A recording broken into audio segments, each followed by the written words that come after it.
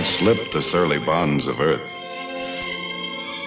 and danced the skies on laughter-silvered wings. Sunward I've climbed and joined the tumbling mirth of sun-split clouds and done 100 things you have not dreamed of. Wheeled and soared and swung high in the sunlit silence. Hovering there, I chased the shouting wind along and flung my eager craft through footless halls of air. Up the long, delirious, burning blue, I've topped the windswept heights with easy grace, where never lark or even eagle flew.